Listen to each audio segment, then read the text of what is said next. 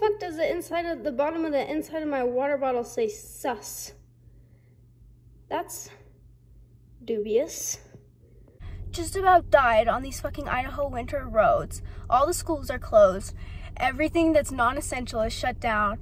Why did I get on the road? To go to the post office. Go to the post office. Why? To send books to my ex-boyfriend. You don't know him. I'm gonna die. I don't even think I'm gonna make it back home. So if I die, just know it was in the name of sharing literature. I died doing what I love. Oh my God, I did it. I survived. I feel like one of those Kentucky horseback librarians from the Great Depression. I want to bring those back, by the way. We should bring those back. I'm ready to become a horseback librarian and deliver books to rural areas. I'm ready.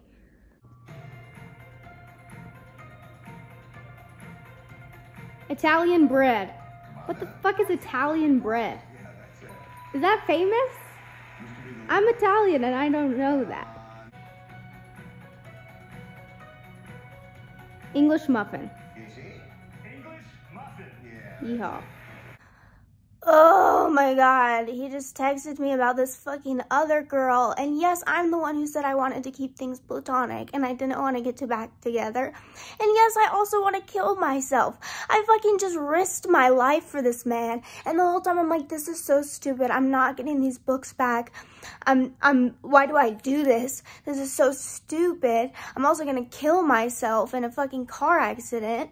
Oh, and then I get confirmation that I am in fact stupid, and I tell my friend, and they go, why would you be stupid?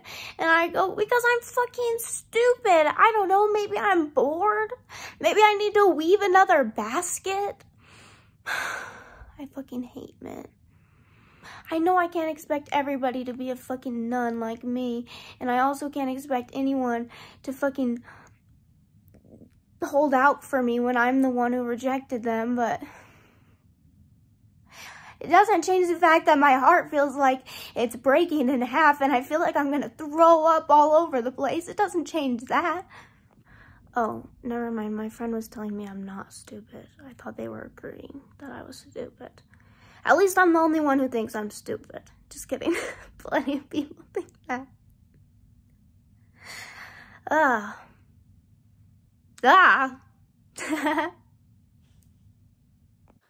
Oh, I called my mom, and she reminded me of literally everything he's done in the past, and the way that he is, and I'm just like, you're so right.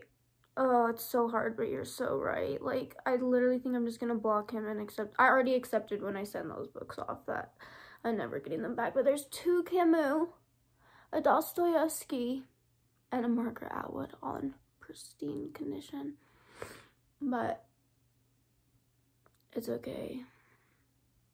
It's okay. I don't need them back. And it just sucks because I'm so sick of trusting people, because fucking the Tao Te Ching, like, you have to trust even the untrustworthy, like, or else, because that's to trust, like, it's just like the Tao Te Ching is always yelling at me, you gotta trust even the untrustworthy, because that's true trust. You have to put your faith in people who don't deserve it, because that's true faith. And it's like, okay, well, I'm sick of being stupid, like, because I tell myself the whole time, this person's not trustworthy, this person's not being real with you, but then I feel like an asshole, and I'm like, that's very rude to not trust someone. You're a distrusting, cynical bitch. You're a fucking cunt. That's what I tell myself. And then I'm like, okay, let's trust them then. Let's do what we're supposed to do. Let's open ourselves up. Let's be a lover girl. And then this always fucking happens. This always happens. And the thing is, like, when I told him, I was like, dude, you never stick around. You never stay.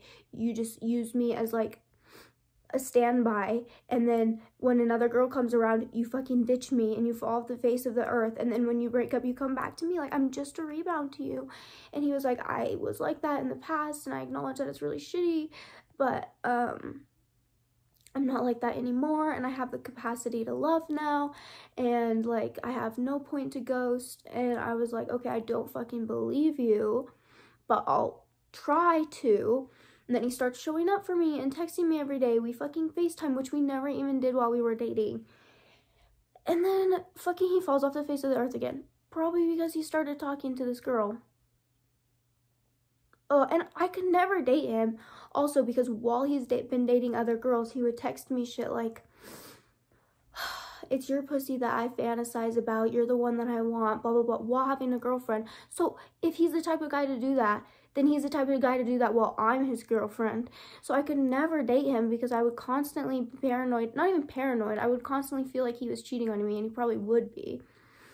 So, like, I could never, ever put myself in that situation. But I don't know. Like, I was just started tricking myself. Anyways, and then he comes back, and we start talking again. Because he Merry Christmased me. Fucking classic. And then fucking...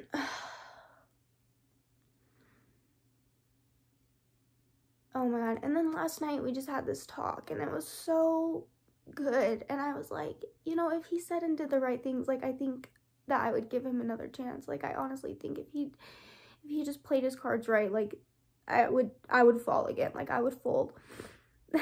Cards fold. But it's just like,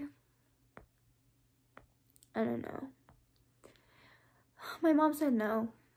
Sorry, I can't date you. My mom said no. One of the things she reminded me of, I was actually literally thinking about today, and I was thinking that it was my fault.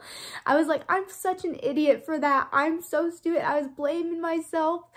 And then the way she said the story, I was like, oh my god, that sounds like something Ethan would do, what he did. I was like, oh my god, like, I didn't even do anything wrong. Like, I didn't even know. No one even told. Okay, I'll tell you what it is. Okay, so one time I was over at his house. We were messing around, and I had no idea that I wasn't allowed to be over at his house. And then his mom came home early, and he was like, you gotta go, shit, like, you're not supposed to be here. And I was like, I'm not supposed to be here, like, I had no idea. I was like, can I hide in the closet? And that's the part that made me laugh and where I felt stupid, because I'm like, can I just hide and sneak out? And he told me I couldn't. He was like, no. And then, like, I got bitched out, and he got bitched out, and he didn't, like, defend me at all, and, like, he didn't, and then I just, like, left, and I just, like, it's just such a cringe, like, it's such a wince-worthy memory, and I was just, like, blaming myself for it and feeling so stupid. But I'm like, what else would a 16-year-old do but want to hide in the closet? And also, I didn't know I wasn't supposed to be over there in the first place. Like, how is any of that my fault? Like, he probably should let me hide in the closet. I probably could have snuck out. I really do believe that. I could have hid in the closet all night. I would have been just fine. He could have passed me some freaking cheese and crackers in there. Actually, no, I was still vegan in high school. I don't know. I don't know why my mind went to cheese and crackers. Hiding in the closet made me feel like a little mouse. Well, the idea of it, I never got tied in the closet. Instead, I got bitched out. But it was so awkward, dude, walking out of that house with my head literally hanging in shame.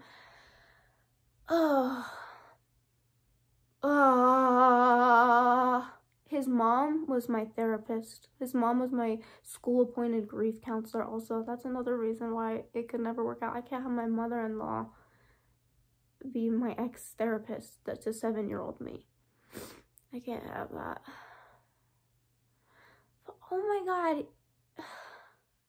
The stupid thing is, he's actually, like, a really great guy. And he's actually, like, really smart. And, like, we have so much in common. And we just, like, get each other. Like, we really do get each other, but he doesn't love me. And, like, I need to get that through my thick fucking skull that he will never love me. But it's just so stupid because I'm like, how do you not see that I'm, like, I should be your wife? Like, I don't think we should get married because he doesn't love me. But it's like, if he did, then I should be his wife. Because it's like, I can cook, I clean, I'm smart, I'm funny, I'm pretty. Like, it's like, what don't I have? Literally, what don't I have? Emotional stability? Sure. Neither does he, so probably not a very good combo. But still, like, there's plenty of couples out there who are both pretty emotionally volatile. Like, it wouldn't be a never before heard of thing, but it's like,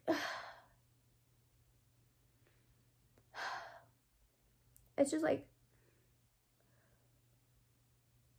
it's like the Beyonce song. Why don't you love me? I don't remember the lyrics, but it's basically what I just said about being pretty and smart and making my own money. That's another thing. Maybe that's one of the reasons he doesn't love me, is that, but like, he doesn't seem like the type to really judge me for that, as far as I know. But also, I don't know if us both being autistic would be a good or a bad thing. I think it would be a good thing, but I don't know, maybe I want it. Maybe we need one. I don't think neurotypical people are for me though either, but like maybe someone with like ADHD would be like a good mix between like understanding but like being a good balance. I don't know. He's an idiot, honestly. That's what it comes down to. He's not as smart as I think he is, because if he was that smart, he would love me. That's honestly how I feel. I don't care that it sounds narcissistic. I don't care that it sounds entitled. If you like, if you saw us in action, you would know.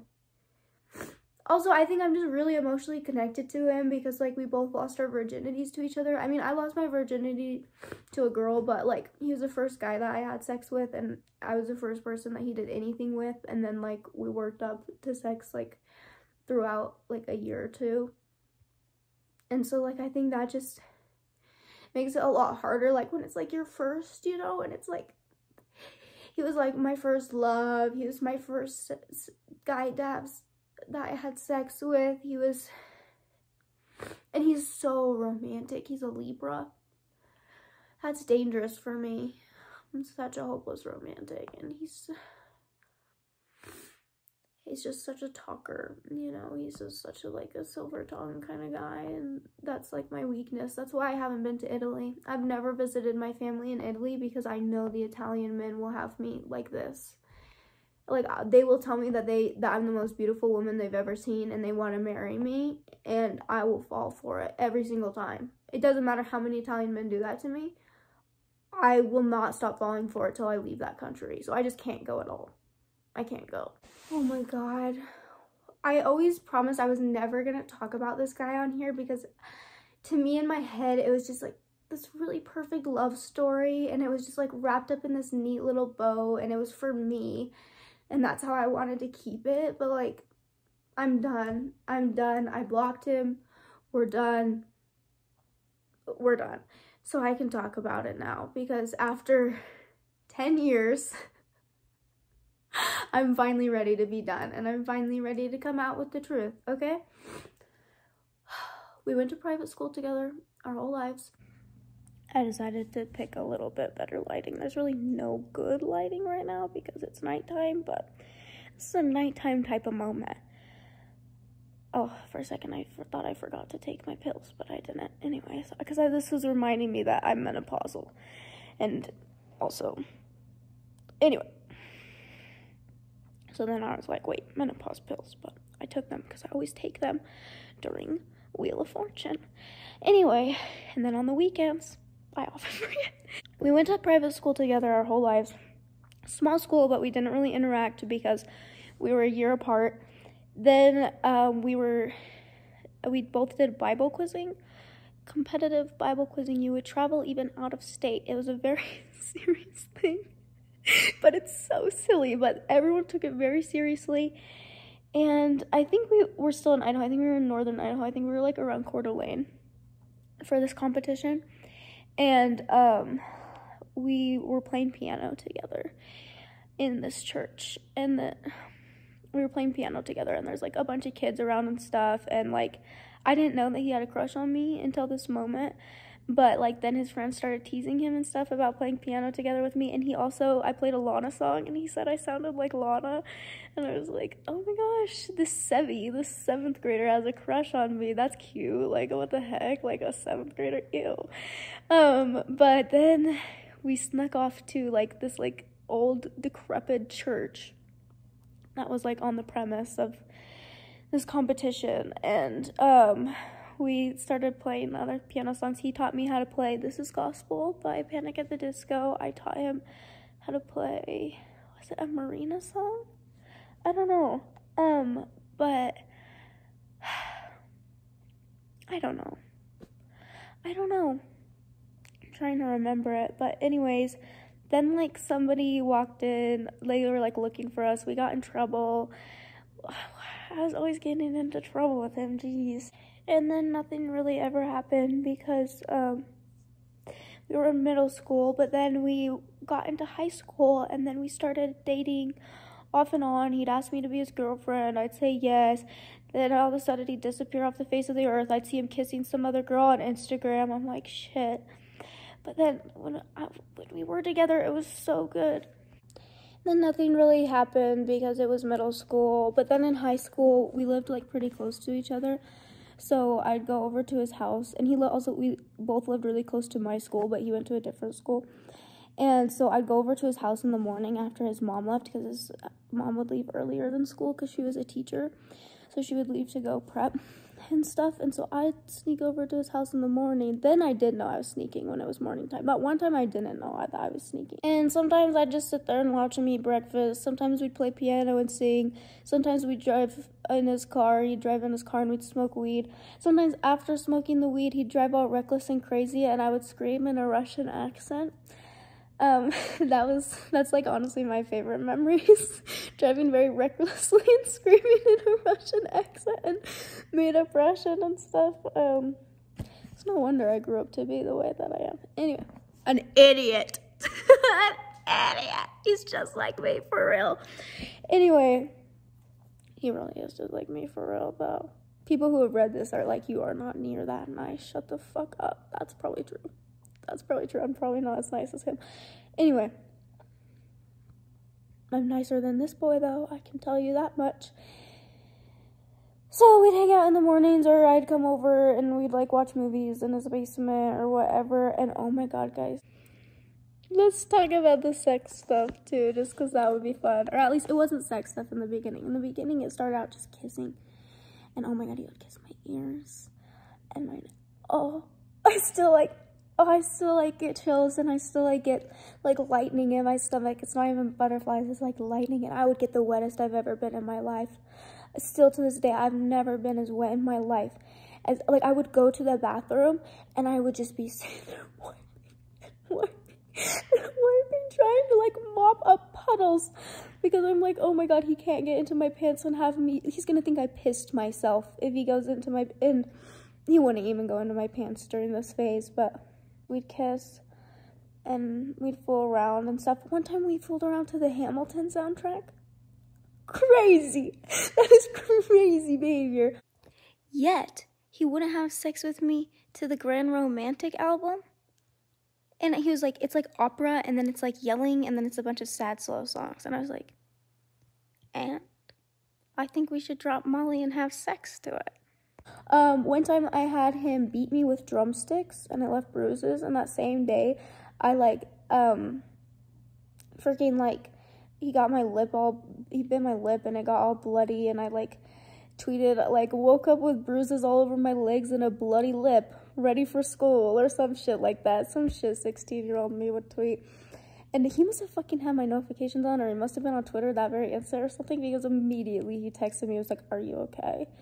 I was like, oh, he cares about me. Bitch, he gave you the bloody lip and the bruised legs. Consensually, but still, why are you like, oh, he cares? He feels guilty. What are you, he doesn't give a fuck. And then he, drops off the face of the earth, and I see him on Instagram kissing some other girl, and I'm like, okay. Or someone sent it to me or something. Because I didn't even know this girl, and he would talk about her hating me, and because my eyebrows were redder or something, that's what he said. And then he said one time the microwave went off, and then she was like, is that Lexi? Am I the microwave? What are you talking about? What are you, I don't know if any of this is true. I don't believe a word he ever says. Anyway, that's at least something smart about me, is not believing a word he ever says. Sometimes I'm still flattered, sometimes I still feel my heart aflutter, but that doesn't mean I believe it. Okay? I've never believed it. Okay. That's something about me. I may be a dumb bitch, but I'm at least smart enough not to believe it. I didn't even know I went to the same school as this girl. Turns out she was in one of my classes. I started noticing her after the picture. I was like, oh my god, that's the girl. That's the girl who always skanks me out in the hallway. didn't add up at first because a lot of people skanked me out in the hallway, and I just like kind of ignored it, so I wasn't really thinking about it. And like in that class, like I just never really paid attention to him. I had this cool ass teacher who, as long as my work was done, he'd let me go home. And it was the class before lunch hour, and I lived right next to the school, so it's like, oh, it was so perfect. I would just drive right home in 2 minutes or less, and then I would be home for over an hour. It was great. Then he moved to Boise, and I think that like broke them up maybe or something, because then he started talking to me again. And then he asked me to be his girlfriend, and I was like, yes. And I remember I was babysitting the HR person at Grease Monkey's kid when that happened. I was playing Legos and Wii, was it? No. I don't know. It doesn't matter. Anyway, it doesn't even matter that I was babysitting. Oh my gosh, we were playing Beyblades. It doesn't matter. I'm just trying to pour it all out so that I never have to think about it again. Because the reason I vlog a lot of things is I get it out. Better out than in, I always say. Better out than in, Shrek always says. Better out than in, an ogre in the woods always says. 2 ogres in the woods. Make that. Anyways, and I'm not talking about Shrek and Fiona. I'm talking about Shrek and me. And I'm not saying we're together. I'm just saying we both say that, and we're both ogres, and we're both in the woods. Oh, also somewhere in there before what I'm talking about now, I skipped over this. I was the first person to suck his dick, and I wanted to do it to the Bee Movie. He did not. He put on some acoustic indie music. I still am pretty upset about that. I still would have liked to watch the Bee Movie. I have some silly, goofy stuff going on to entertain myself. Oh my gosh, and my mom FaceTimed me because she was out of the house, and she always, mother's intuition, she would always FaceTime me when I was doing naughty shit to like catch me. She would just like have a feeling and FaceTime me. And so there's makeup running down my fucking face. So I run to my room, like I'm hanging out in my room like a good girl. We were actually on the couch in the living room upstairs. But I run to my room, and I get a makeup wipe, and I start acting like I was taking off my makeup, and that's why it's running. I'm kind of genius. I'm kind of a quick thinker like that. I'm kind of funny for that. Anyway, oh my gosh, one time a different guy, I was sucking his dick in my car, and my mom FaceTimed me because she fucking knew, and I was like, Kate, like we were in the back seat. And so, like, I was like, okay, just, like, get down in the backseat or get out or something. I don't even remember what I had him do. But, I got back in the front seat, like, normal. And, like, we were at a hiking trail. And I, like, just showed her the hiking trail and stuff. And she was like, who's in the car with you? And I was like, that's just my backpack. And I, like, gaslit her. Oh, my God, I'm naughty. I'm so bad. I'm gonna have the worst kids. It's gonna be my karma. I'm gonna be one of those people that is a naughty-ass kid and get naughty-ass kids. Or I'm gonna have an angel. And I'm gonna be like, what's wrong? Where did you come from? Also, somewhere in there, I took his virginity. And it's in that guest room at my grandparents' house, and all the time when I'm in that bed, I think about it. Even, like, before we start talking again, even when I always, like, when I'm filming up there, oh my God, I'm always, like, that room to me is just, like, the room where it happened. Hamilton reference. What the fuck is going on with me? It was honestly, like, so cute and silly and romantic, though, and it was pretty good first. Like, honestly, like, all things considered, like, there are things that make me giggle about it, but it's, like, giggle in a cute, sweet way, like, and also, it's just, like, I don't know, since he's autistic, like, a lot of times autistic people just say, like, the first thing that comes to their mind and don't really think anything of it, and so, like, he ate my pussy first, which, like, so nice, and, like, I have not got that from a lot of guys. Like, who has done that for me? Alex Adams before a shoot to get me comfortable.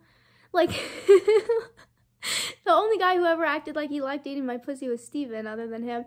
And freaking, when he went down on me, like, it was like his first time doing it to anybody, and he was like, he said, you taste like a Chinese sauce, but he said it in like a nice way. Like, I'm embarrassed and I giggle because like it's like pussy's supposed to taste like strawberries or like Pepsi Cola or like fucking whatever, but like Chinese. That's actually probably a more accurate description for pussy, and it was clean and it was fine. And I actually used to shave back then, believe it or not. He got a rare experience. Another reason that I haven't wanted to tell any of this on YouTube is like, to protect his privacy because I really do love him and I really do still care about him. I know I just blocked his ass on every platform I could think of, which is 2, text and Instagram. We don't have each other on anything else. I don't really have anything else, but like, and I already asked him not to watch my porn or my vlogs, but who knows. And then we had sex and it was really good. And I was like, dude, this is too good to be your first time. Because he was the first guy I consensually had sex with, I should say. Like, I had been, like, statutory raped in the past. And, like, molested and, like, stuff like that. And, like, so, like, I don't count those because I didn't ask for it. And it's, like, traumatizing. So I don't think that counts as, like, I don't think being raped counts as losing your virginity. Hot take. And I also don't really count him as my virginity. I count that girl. But, like, my first consensual time with a guy. I was like, how much fucking porn do you watch? Because this is really good. And then, but also maybe it was just good for me because my reference point was rape. I don't know. I don't know. But to me, I was like, this guy is slinging. And so, I make myself laugh. And so, yeah, he did that. And then at the end, I had no idea it was his virginity because it's so good the whole way through. I'm like, well, this guy is a slut. And then at the end, after he comes on me, he goes, Lexiana Zola, you just took my virginity. I was shocked. I was so shocked. And I was like, okay, I guess I'm gonna go clean up your cum now. That's crazy, damn. Oh my gosh, also one time the guy who was statutory raping me went through my phone. And he was supposed to go to work, and so I had plans for this guy to come over, the ex-boyfriend, and so since he like went through my phone, he called in sick to work, and he was like, I'm staying here all day, camped up, posted up. So then he comes over, and I'm just like, hey, here's this freaking like 20-something-year-old guy hanging out with 16-year-old you and 17-year-old me.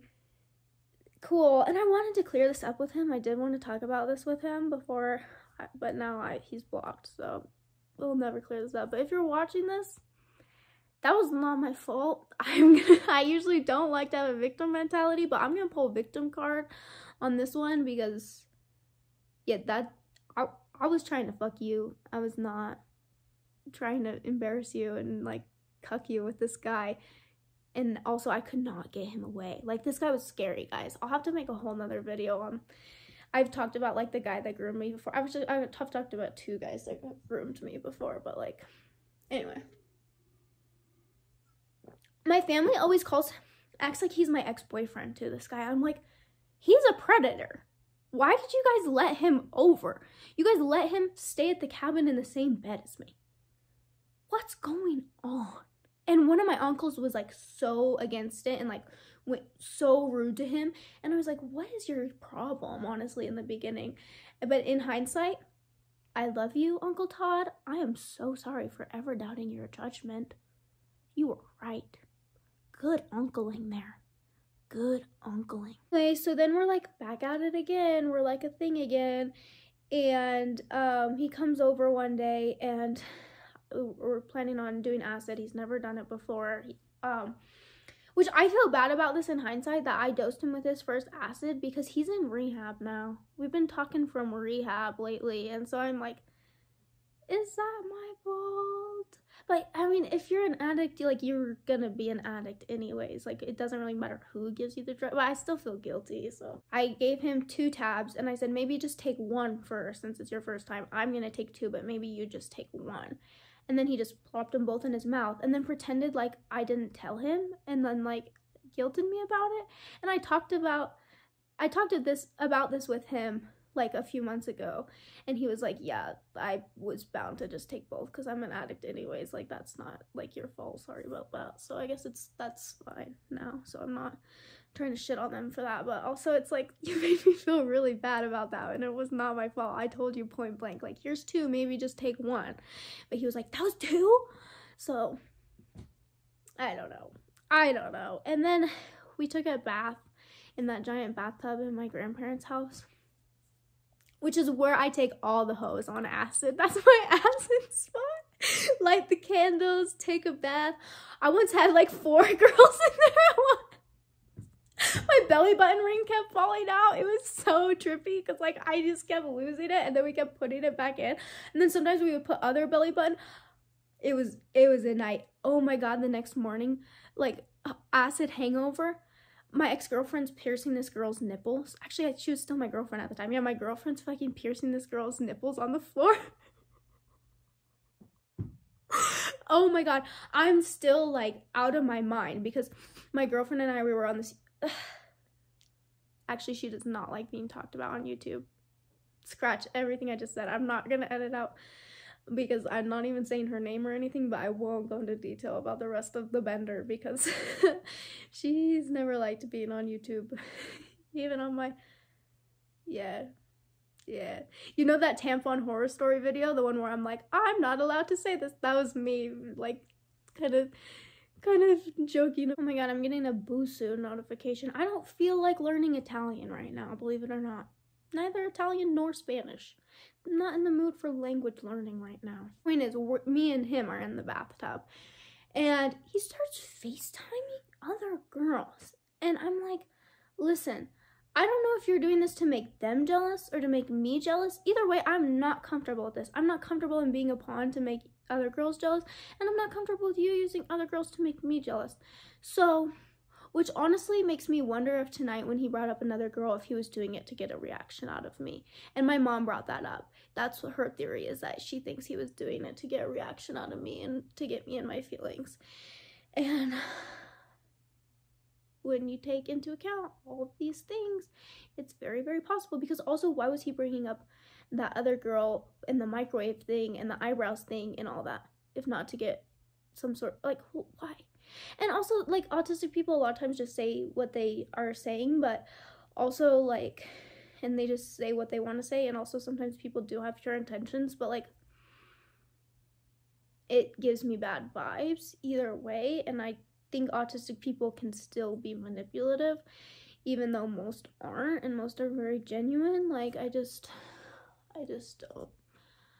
I don't know about that. I don't know about that.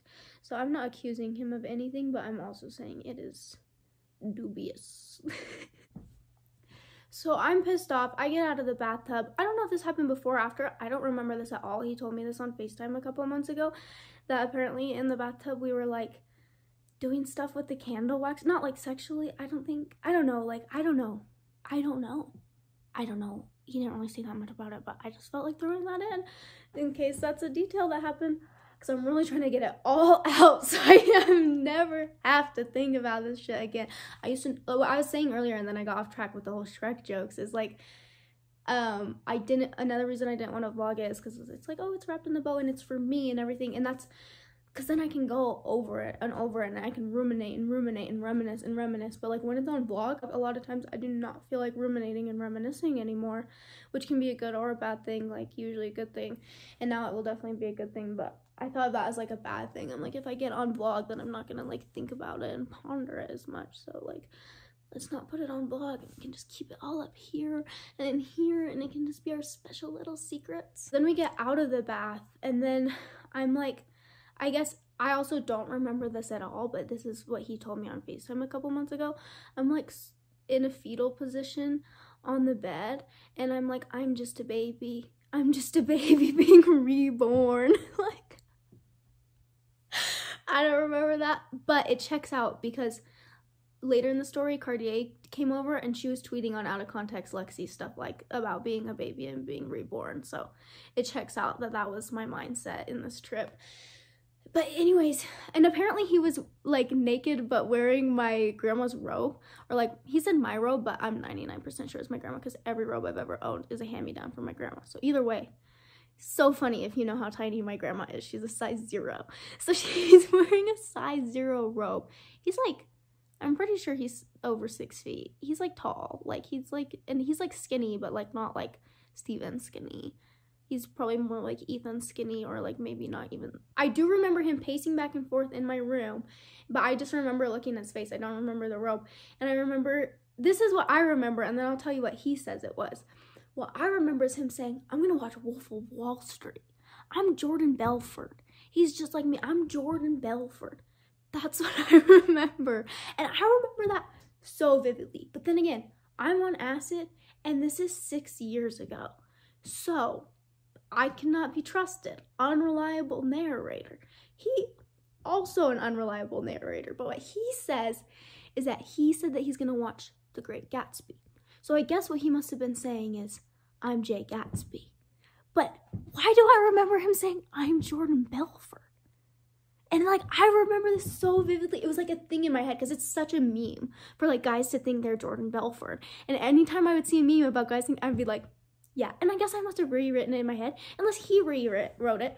But he also said he watched Great Gatsby twice upstairs. And I was like, if I knew you were watching The Great Gatsby, I'd probably come up and watch it with you. But I was not about to watch fucking Wolf of Wall Street on acid. I'm not about to watch Wolf of Wall Street with a man anyways. You see that thing once, you're like, okay, I get it. I don't like it, but I get it. I'm not saying it's a bad movie, by the way. It's like objectively like a fine or like good even movie. I'm just saying like it's obviously not for me. If you know me, like, remember when I freaking almost had a thing with that guy who worked on Wall Street? That was not me. I was possessed, by the way. I'm fully convinced that in the month of April 2023, I was possessed by a demon and cannot be held accountable for my actions in March and April 2023, late March. Also, I was on a lot of drugs for my surgery. Not by the time it got to April, but like anesthesia stays in your body for a long time. So I still had anesthesia in my body, which is another reason I cannot be held accountable for my actions in April 2023 and March 2023. He goes upstairs and he watches The Great Gatsby. He also ate all my edibles. He thought they were like dots, which in his defense, they were shaped like dots and they were not in the container. They were just sitting on the counter because I had like got them out and we'd taken them earlier, or like I'd taken some, I don't even remember. I still kind of don't believe that he didn't know they were edibles because I do feel like I took them earlier or said something about them earlier. Also, he doesn't listen to me though, as far as I feel like he's not a good listener. We'll get to that later. I went upstairs to check on him because I felt bad. Well, first, actually, fun side note, I was laying on my bed looking at the ceiling and everything turned rainbow and it started like almost like crumbling rainbow on me, like pixels, and everything was pixelated and it was cracking. And I was like, I'm about to break through to the simulation. I'm about to break through. And that's when he came downstairs and was in, so actually a backtrack, not a side note. And so I almost broke through the simulation and then he ruined it, almost. At least that's how it felt. Obviously, I was not about to like transcend reality. I was on acid. But I might have got farther. Who knows what would have happened on that acid trip if he hadn't come down and gone, I'm Jordan Belfort for real. He didn't actually, apparently. But you know what I mean. So, and he said he was checking on me.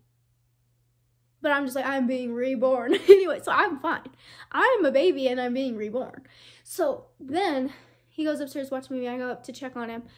And first of all, he ate all my edibles. Second of all, he's like, I want to talk about colors.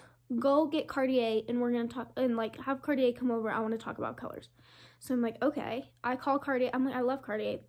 Yeah, sure. Let's have Cartier over. I love my best friend. Let's have best friend time. Why is she not here already? So I text Cartier. I'm like, come over. We're on acid, but it's fine. Like, it'll be fun and silly. Cartier, by the way, completely straight edge at this point in time. So she comes over and he won't answer the fucking door. She's been knocking at the door and I don't know because I'm in the basement, so I don't hear it, but he should probably fucking know. And he's the one who told me to bring her over. I'm texting him, he's not replying because she texted me, will you open the door? So I text him, will you open the door, while I'm on my way up, because I don't trust him at all. I figure he's not gonna open the door.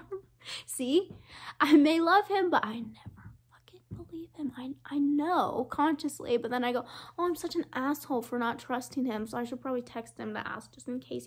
No, he's not gonna open the door. I open the door. Cartier's probably like freezing her ass off. I don't even remember what month this was, honestly. Actually, no, I do remember. This is December or January that this happened. So Cartier's probably freezing her ass off out there. Thought so. Because that was my thought. I was like, oh my god, poor Cartier, she's freezing. But I'm like, am I just thinking that because I'm on acid? No, it was January. She's fucking freezing her ass off. Poor Cartier. She comes. He does not want to fucking talk to Cartier. He wants to watch The Great Gatsby. In my head.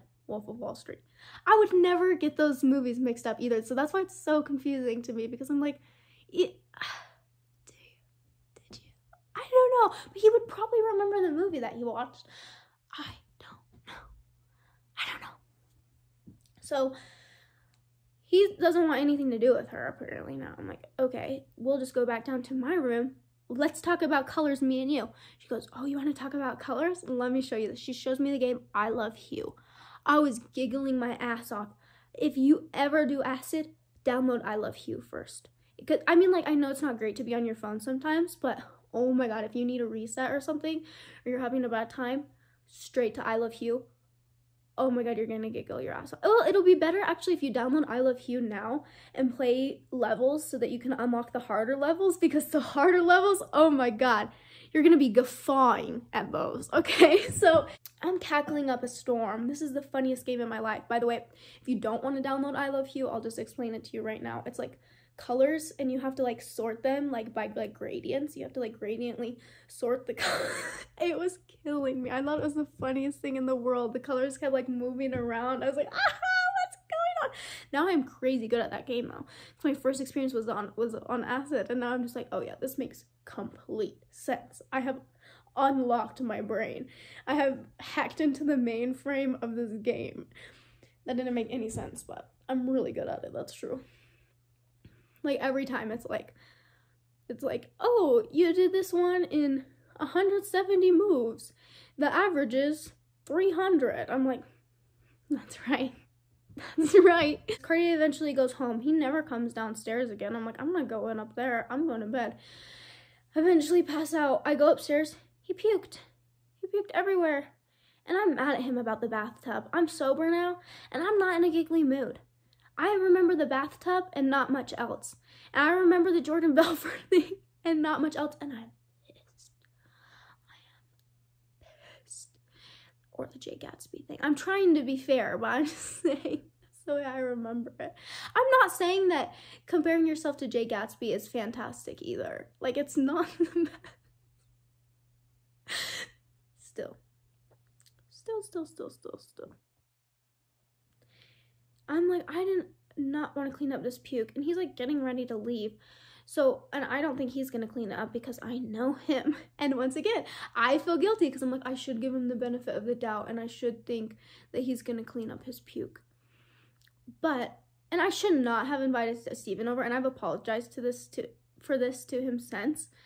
But like, I'm like, Steven and I had not slept together at this point. We were like just friends. And I mean, like, I knew he had a crush on me, so once again, this is mean to me to Steven, too, because I was manipulating him into coming and cleaning up this other guy's puke, the love of my life's puke at the time in my head, but I'm like, he has a crush on me, he's gonna clean up this guy's puke, and so, but I mistimed it, and he took longer getting out of there, or Steven came faster than I thought. I don't even know how Steven got there that fast. He didn't even have a car. Who brought him? Did he take the bus? It could not have been that fast if he took the bus, and he could not have walked that fast. How did he get there? I'm just now realizing how the fuck, someone must have dropped him off. Or I thought he left already, maybe even too. Like, that sounds right. Like, but he must have went upstairs or something. I don't remember. Upstairs is in 3rd floor. Anyways, so, Steven and I are cleaning up the puke. This is why I think I thought he left. And because then he pops up, and I'm like, oh my god. In my head, I'm like, oh my god, I thought you were gone. Like, this is awkward. And that's why I thought that he left. And he's like tying his shoes and stuff and going away. And Steven, because I don't remember like trying to like get Steven in there on purpose and like make him jealous. Like, that does not sound like me. I'm not the type to be like, oh, I'm gonna invite another guy over and make him, and that's why the thing with the groomer thing is so embarrassing, because like both those things together make me seem like I was like trying to like make him not me. That is so not me. So it's just so embarrassing. But you know what, if he wants to read into my intentions, that's fine, because I read into his intentions in a negative way too, so we're even. Cheers. So as we're like cleaning off his puke off of a pillow with some upholstery cleaner at the sink, Steven goes, that's the person who made this? And I think about that all the time. For years, like rattled around in my little head. I think that's so funny. He's just like so like confused and disgusted. And he's like, so that's the person whose puke I'm cleaning up. So so funny. It's just such an absurd situation. Speaking of absurdism, I sent him 2 Camus. I already said that, actually. Okay, let's move on. I accepted that I was never getting those back when I said. Also, there is a return address on there, so if he's nice, he'll send them back. But I'm gonna be smart. I'm not gonna be stupid bitch. I'm gonna be smart, and I'm gonna think and know that he's not sending them back. Because the dumb bitch part of my brain goes, he's gonna send them back, and he's gonna send them back with a love letter and an apology. Did I tell you guys that one time I put a love letter in his mailbox? I didn't even send it in the mail. I put it in his mailbox when I was wine drunk. I mean, I wrote the letter when I was wine drunk, and then I put it in his mailbox sober. His mom read it. His mom read it! Oh my god! Which also, like, don't open your son's mail, though. So also, how's that my fault? But it's still so fucking embarrassing. It is so fucking embarrassing. Oh my god, I'm so embarrassed by that. That's actually the most embarrassing fucking shit in my life. Like, that's, like, the thing that, like, keeps me up at night. Like, when you're about to fall asleep and you remember the most embarrassing thing you've ever done. That's my most embarrassing thing I've ever done is being wine drunk at 16. That was back a year. 16 and he's 15. I'm wine drunk. I'm writing a freaking...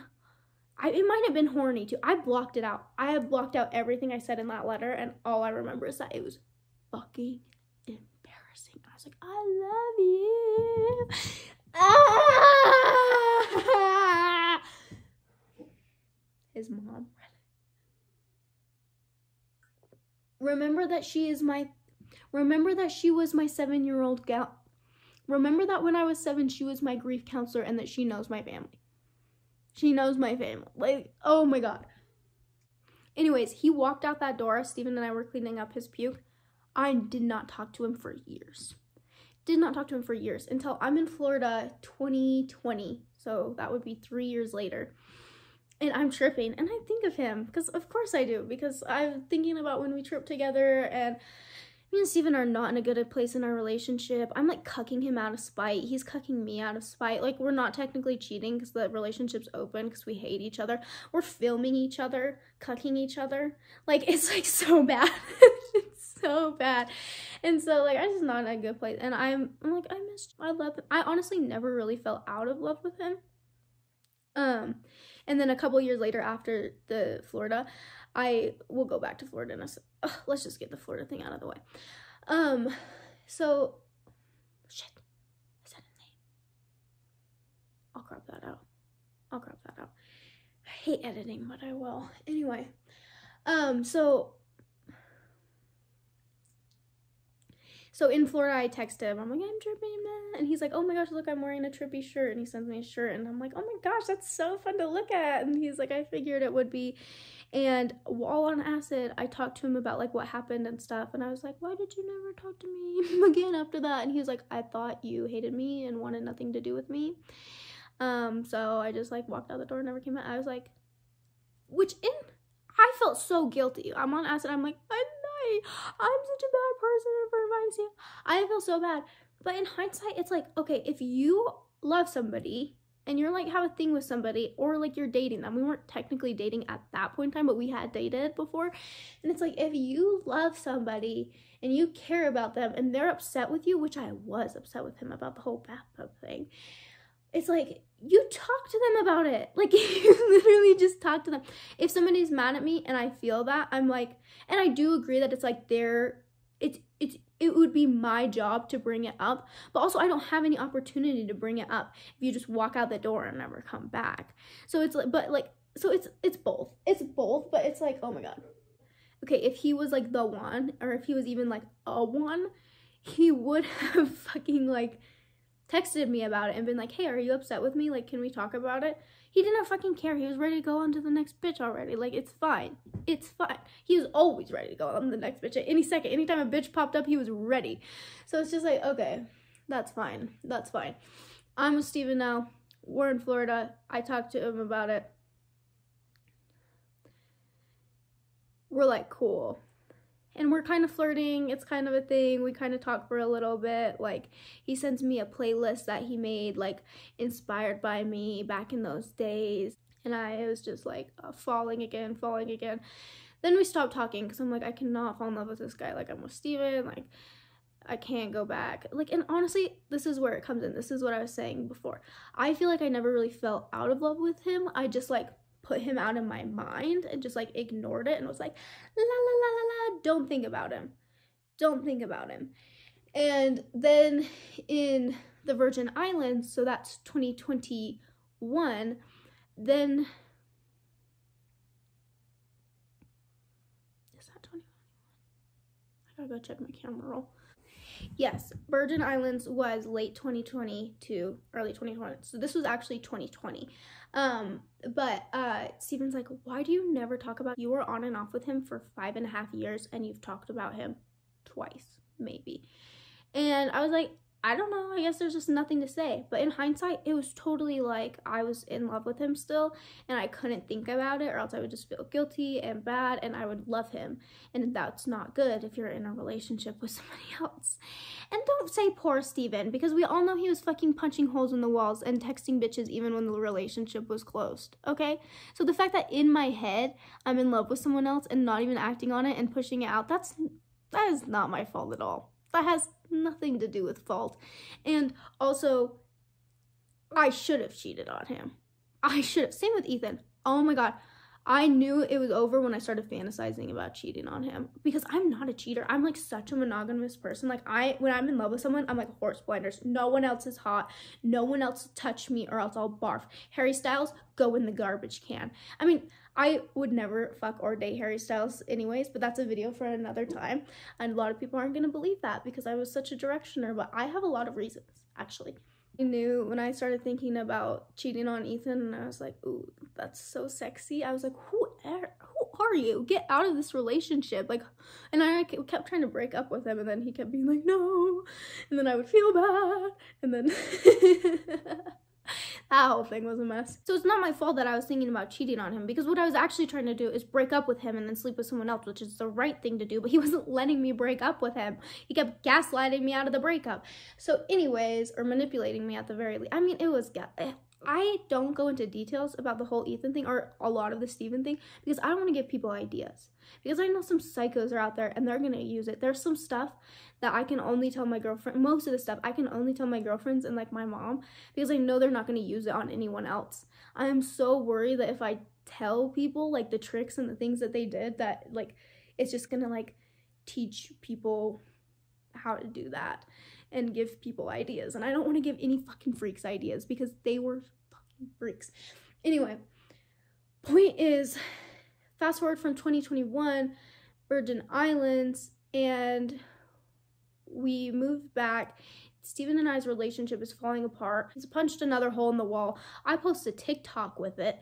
I'm like lip syncing next to this hole in the wall, and it's captioned, me and Bestie, who wants to have a sleepover, because I'm trying to get out of the fucking house. I do. It's just like our relationship is falling apart. It never was. And I started texting him again, which I do believe we had an open relationship at this time. I don't think I would have ever texted him if we didn't. I really can never see a reality where I text him when I'm not in an open relationship. And it was same with Ashish. I only ever texted Ashish when I was in an open relationship. Other than with Ethan, I texted Ashish very sparingly, like very platonically, and mostly he would just text me hey, and I would respond hey, and he would never respond again. And Ethan was like, he's doing that to keep you in his back pocket and he is using you, and he would like poison me against Ashish, which what he said was probably true, but he wasn't saying it for good reasons. He wasn't like trying to protect me. He was very, very jealous, and he kept trying to get me to block him. And once again, I do not feel bad because he was texting and flirting with girls, obviously, and I would be like, so you guys are texting and flirting, and he'd be like, ew, no, I won't text her again if she's flirting with me. And I'm like, what do you think this is? What do you think you two are doing here? You're fucking gross. He was fucking gross. So I don't feel bad about texting Ashish hey when he sent me hey. I really don't. Was I in love with Ashish during my relationship with Ethan? Yes. Did I lay there and hold Ethan and think I love you more than anything in the world? and then go, except Ashish, because I would feel bad about hurting Ashish, and I knew that in my head, I knew that he was the one that I would eventually marry, and that Ethan was just a test that I had to pass until I got to marry Ashish. Yes. Am I crazy? Yes. But that was only in the beginning. Oh my god, I'm really exposing myself here because I really don't think anyone's making it this far. I am going to be sorely upset if anyone makes it this far. If anyone makes it this far, say, I made it this far. Because I'm genuinely very curious. And scared. And may delete this if or at least private if that happens. I try not to private my videos because it makes me feel like a coward, but sometimes I just gotta do it to some of them. Steven and I's relationship is falling apart. Hole in the wall. I'm losing my mind. I'm like trying to find an escape plan. That's like how I got my car. That's like that whole phase. Like I got the car as my escape plan. It was pretty genius. And also, luckily, that same exact day, he wrote me a letter. Steven. He writes me a letter and he's like, you treat everyone else with love and respect but me. If you can't love and respect me, we can't be together. I was like, oh! Like the clouds opened up with the sunshine and the angels were singing and I was like, God is on my side. Oh my God, this is divine timing. And I was like, you're right. And it was like his idea kind of in his head. So then I got to like get away. But then he was telling everyone that it's mutual and that pissed me off. I was like, it was not mutual. Like, but I also had to let him believe that it was mutual or else, I don't know, he's freaking explosive. So I didn't know what to do. But so it kind of worked out really perfect. But anyways, a few days before the whole letter, also it's like if I treat everyone else with love and respect except you, what's the problem there? Because it seems like I treat everyone else with love and respect. So maybe the problem is you. And usually I'm like the type that's like, if how they treat you reflects them and not you. And I do think you like need to be a nice person and stuff. But like, I really was trying to treat him with love and respect. It was really fucking hard when he's punching holes right next to my head. Okay? Okay. Ah, yes, let me love and respect your fist. Ah, yes, let me love and respect it when you throw me into the wall. Ah, let me love and respect you when you freaking call me names and make me feel fucking disgusting. Anyways, a few days before the breakup, I just fucking said his name again. So, a few days before the breakup, I texted him and to like catch up or whatever, and we planned on like getting a hotel room and stuff and like hooking up, and he had a fucking girlfriend, and I realized that, and I was like, I really don't feel comfortable with that. Like, I'm not the other woman. Like, it's one thing like for me to be with Steven and sleep with you because like Steven, but like this is a woman. I'm not hurting a woman, and I'm not being the other woman also because that's disrespectful to myself. That's like, I'm not gonna hurt myself that way. Like, I'm your main woman or we don't touch each other. And that's when he did the whole like, you're the one that I fantasize about, though it's your pussy that I fantasize about, blah blah blah blah blah blah. Libra activities, freaking fake romantic activities. Obviously, it goes without saying, nothing ever came of that because I was like, ew, gross, icky. Like, I'm not taking part in cheating, even though I thought about it with Ethan that one time. That was because I was being held hostage. Anyway, so, also it's so funny that I was so upset with Ethan breaking up with me when, like, the past, like, 6 months to a year of our relationship, I was like, please, let us break up. And then but listen, he left me 6 days before surgery. That is low. Who would not be upset? Anyway, that's off topic. We have plenty of videos about that. So, I digress. So, then we didn't talk again for years. Kind of a thing with us. And then I was in Boise, and I was feeling like a silly, goofy little guy, and I noticed on Venmo that he stopped Venmoing his girlfriend back and forth, and I was like, might as well text him. And then, he doesn't have a girlfriend. I'm in Boise. We could go for lunch. We could catch up. And I did not mean, like, sleep with him. Like, I'm telling you, like, I am so not interested in sex right now. I'm so scared of that right now, and was at that point in November, this was. I actually didn't even text him. I just followed him on Instagram. And then he DM'd me, and he was like, oh, shit, hey. And I was like, hey, how are you? Like, And we started catching up and stuff, and it was so nice. I am so glad I did it, honestly, and I don't regret that at all, because it was so nice to have someone to talk about, like, that private school with, and who just, like, gets it. And, like, it was so nice to find out that he's, like, in rehab and, like, bettering himself and, like, doing well in a way, like at least getting on the process to doing well, you know. He's, like, at that time he was already, like, 100 days sober, and now he's, like, even more than that. He's been sober since August, so it's like, that's great. Like, I don't regret doing that at all. I don't think that's dumb bitch behavior at all. And it was so nice to just, like, make jokes, and it was so nice to clear things up, like, and to talk about things like, I'm sorry for inviting Steven over, like, that was stupid. And he was like, yeah, that was an oof. And I'm like, okay, like, whatever you want to call it. And so it was nice, and I don't regret doing that. But, like, another reason I don't regret doing it is because it wasn't nice. Like, he never asked me questions about myself. I was constantly asking him. Like, he would mention something, I would ask questions about it.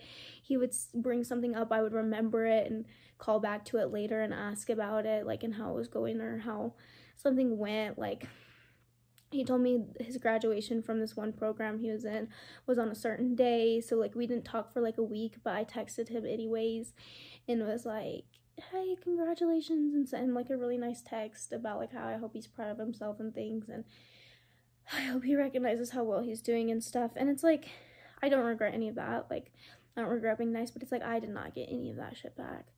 He did not ask about anything about me. He didn't ask about how my family's doing, and he knows them.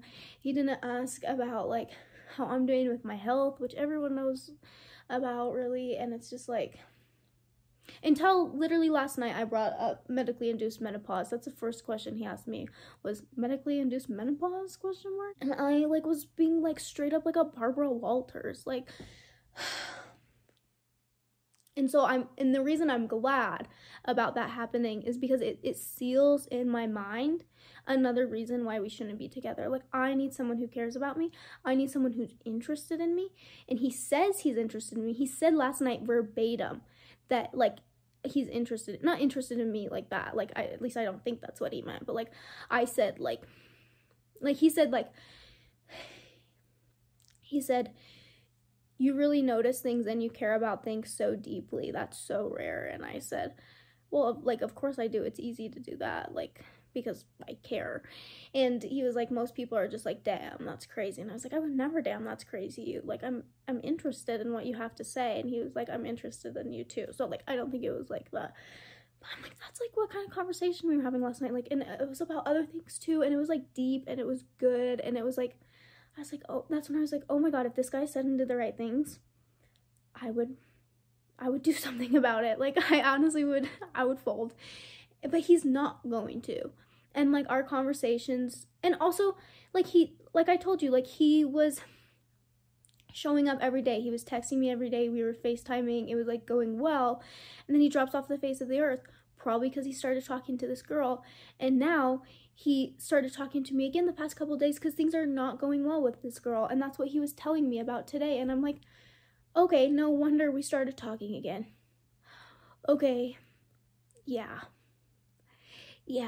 this all adds up. Like, you literally only talk to me when there's no other option, which is better. Like, I don't want you to talk to me while you have another option, but, like, I want it to be your only option. Like, I want to be your priority. Like, I don't get why I'm not, honestly, and I don't get why I never have been, because it's not like I just became great this year. It's not like he started caring about me when I became great too. Like, I have been bettering myself, but it's like, I've always been pretty funny and smart, and I've always been pretty, like, so it's like, what's his deal? What the fuck is his problem? But obviously he fucking has a problem, or at least he doesn't love me. I'm not saying you have to be, like, fucked in the head to not love me, but, like, obviously he doesn't, right? And so it was just such good closure, honestly. Like, and other things, like, he said and did on FaceTime, like, irked me. And so that was good closure too, because I'm like, okay, this is not someone I can be with. But that doesn't mean I love hearing him talk about some other girl, even if it's not doing well. And on FaceTime, when he was talking about his ex-girlfriends too, I was just like, I'm gonna die. Even though, like, I was super not into him during the FaceTime, I was still like, my heart is shattering. I learned when I was 13 that 2 people who have been institutionalized Probably not a good couple. I learned that with my boyfriend that I met in the mental hospital. And everyone told me, never date anyone from the mental hospital. Never date anyone you meet in the mental hospital. What did I do? I date the first guy that shows me interest in the mental hospital. He could draw. Oh my God, could he draw? He was a phenomenal artist, honestly. He also knocked another girl up 2 weeks after we started dating. It was his ex. And he was like, I still want you to be in my life, though. I want you to be Aunt Lexi to my baby. I was like, I'm going to kill myself before I let that happen.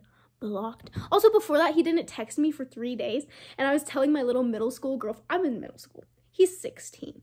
And I'm getting a girl pregnant. He didn't text me for 3 days. And I was like, guys, should I be worried he didn't text me for 3 days? And they all acted like I was a freak. Like I'm some obsessed freak because my boyfriend didn't text me for 3. He was getting his ex-girlfriend pregnant. He was busy. He was busy, it turns out. So, yeah, I was overreacting over nothing. Nothing was happening. He was just busy. Yeah, busy knocking up his ex-girlfriend. Jesus Christ. So, learn that lesson, so. And I'm not trying to shit on him for being in the mental hospital. I'm not trying to shit on me for being in the mental hospital. I'm not trying to shit on any of us three. Neither of my ex-boyfriends or me for being in the mental hospital. I'm just saying, you kind of need someone who's decently stable in a relationship. Like, I feel like you need someone decently grounded. And I'm not going to be that person in the relationship. We all know that. But just to end this, I also got really good closure with Ashish because, like, in July, like, I realized, like, he's not ever going to love me. Like, we're never going to be together. Like, I have to let him go so that I can date someone else because I can't be sitting there like I was with Ethan where I'm holding my next boyfriend and I'm thinking, I love you more than anything in the world except Ashish. Like, that's fucked. Like, I can't be doing that. Like, and so, but then I blocked him in July for committing the crime of not loving me, of course. And then fucking somehow his call went through. Like, I never got any text or anything, but then somehow in December, his call went through. And I was like, it's a sign. It's time. We're finally gonna get married. I am gonna live my best life with this man. And then, yeah, he didn't love me still. Turns out he was just bored and drunk. And that's why he was calling me at 2 in the morning. Duh. Dumbest bitch alive. I was like, you know what? I think we can just talk as friends, though. Like, I think we can just be friends. Just like I was trying to talk with this other guy. I keep not saying his name. I know it's been, like, really confusing through this whole thing, but I still care about him and I want to protect his privacy. And, like, nobody knows Ashish. And, like, who gives a fuck about Steven and Ethan and their privacy? They do not give a fuck about me. But, like, this guy, like, even though I know we can't be together and even though I did block him, I still love him and I care about him and I don't want anything bad to happen to him. And I would never want to hurt his feelings or, like, embarrass him in front of the internet. So there's that.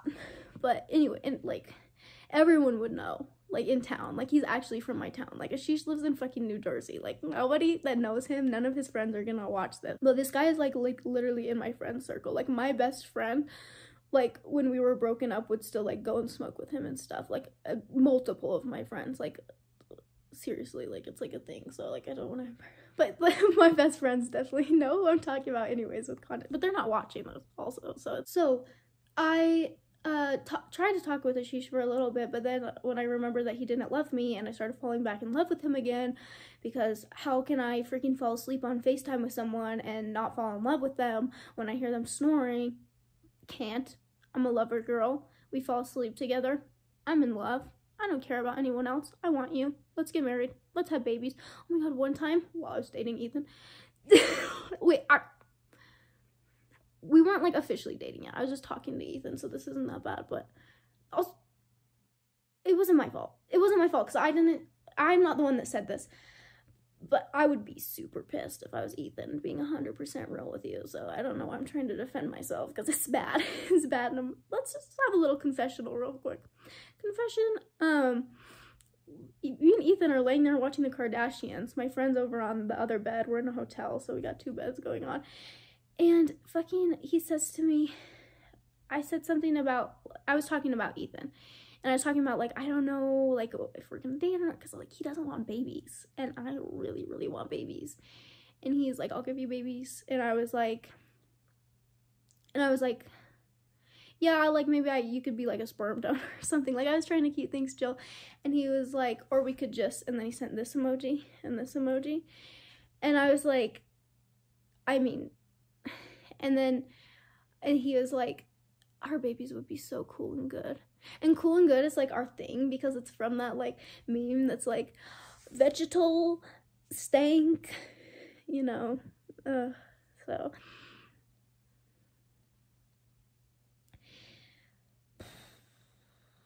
anyways, but then Ashish, like when I was talking with him, he was like saying that he was like having dreams about babies and stuff. And when I was talking to Ashish, I used to close my eyes and I used to see our baby. I swear to God, I saw our baby. And it was like on accident. I wasn't like closing my eyes and imagining what our baby would look like, trying to combine our features. It was on accident. I'd like lay down and close my little eyes and this baby would be staring at me and I knew it was our baby. I was like, this is the path that I'm on. And then ever since I went off that path, I stopped seeing that baby. Like once me and Ethan got serious, like I stopped seeing that baby. But then she started talking about having dreams about babies. We started falling asleep on FaceTime together. And I was like, I can't do this. Like if you're not gonna love me and marry me and be with me forever, like, I mean, like you've known me for he's known me for 7 years. I'm like, that's enough to get to know a person to know whether you're gonna marry them or not. Like guys know whether they want to be with a girl like pretty quickly. It doesn't take 7 years to be like, I decided that you're the one. Like he doesn't want me. I know that. I may be a dumb bitch, but I fucking know that. And so I had to block him. I did have to once again block him. And so 3rd time's a charm. We will not be talking ever again. And now my next boyfriend is safe. My next boyfriend or girlfriend. My next partner is safe from the curse of Ashish. They are safe from my feelings towards... That's funny because his name it's like a slant rhyme. And I just really needed to go through all this closure and I needed to get these guys out of my system and I needed to decide 100% without a doubt that these are not the men for me. Because then when I get in my next relationship and we get in a fight or something, I'm not going to be sitting there thinking like, I miss him. Oh, I miss Ashish. Oh, I miss... Like, I'm not going to be thinking that. And I'm not going to be thinking like, what would have happened if I would have ended up with this one? Like, I won't, because I know they're not for me. Why the fuck would I want to be with someone who didn't like me? Also, Ashish, still not sober, still an alcoholic. I can't do that. Like that would, and I'm not judging him for being an alcoholic, but that's not gonna work with me because then I'm gonna be an alcoholic again. And I'm like, so I've drank twice the past year. Twice the past year and a half, actually. So it's like, I've been doing so good. I cannot go down that path. And every time I went to visit him in New Jersey, just drunk the whole time. Both of us wasted up. I've never been so drunk before. He Uber Eats me Tums though, or like Postmates or something. I thought that was the most romantic thing. So I'd just been done with Steven and I was like, I've never had someone be so kind to me as to get me Tums. This is the one. He's the one. But then he ditched me. And so I laid on the floor and I cried to Mitski. I got a song about it. That's why it rhymes. Actually, that's not what the song says. It says, lied on the floor crying to Mitski and you didn't even try to fix me. It's a banjo song. That's what I'm saying in country. Anyway. So, yeah. I'm just so glad that now I know that these guys aren't for me. I'm not going to be sitting there thinking that he's going to send me a love letter back with my books and be like, we should get married, because he's not like that. And my mom's so right.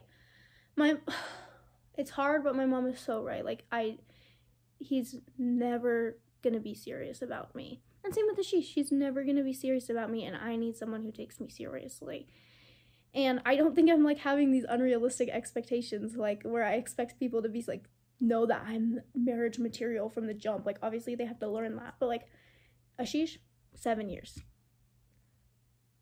10 years. 10 years since we started our thing. He has known me my whole life, and I've known him his whole life. Like, they've had enough time. We're not going to be together. It is decided. And so, my voice is hoarse because I still kind of have COVID and also because I've been talking for an hour. So I'm going to go now, but I just had to get that all out of my system, and now I'm ready for love. Now I'm ready for love. Real love. Not FaceTiming other girls in the bathtub on acid, love. Or ordering me Tums and then ditching me, love. Ditching me because I'm crying because my best friend of 70 years and I just broke up. And 2 months ago I broke up with and I'm just in a really bad place. It made sense for me to cry. And I wasn't like crying to manipulate him or something. And then I was like, hey, can I talk to you and just like get it out? And he's like, I don't know why you want me to read your mind. I can't read your mind. I don't know how you expect me to read. I was like, what the fuck? And then he ditches me. And this is what he said to me. He said, I have to go water my friend's plants. I talked to him about that on FaceTime last month, and he was like, I never even watered those plants. Yeah, he's not the one. Turns out we're not getting married. Somebody call 16-year-old me and tell me I'm not marrying either of these boys and I should just stop talking to them. Hey, I'm gonna do it right now, mentally. I got 2 phones, one for each boy and one for each of my ears and to hear in the past.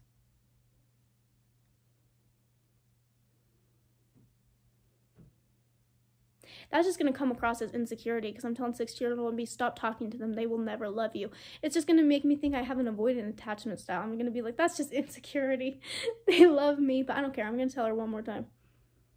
Stop talking to a sheesh and they will never love you. Okay. She hung up. I had another memory that I had to get out so that it doesn't hopefully resurface. He used to play in the praise band at the church, and so I used to drive to church just to watch him play in the praise band. We were talking about it the other day, and I was talking about how I wrote a song about it and stuff, and he was like, I remember being so nervous when I used to see you in the congregation. What did I say like that? Congregation. Oh, that's really sweet. Might as well end it on a sweet note. I also forgot that when he was living in Boise, he was visiting Pocatello because he was in a theater competition.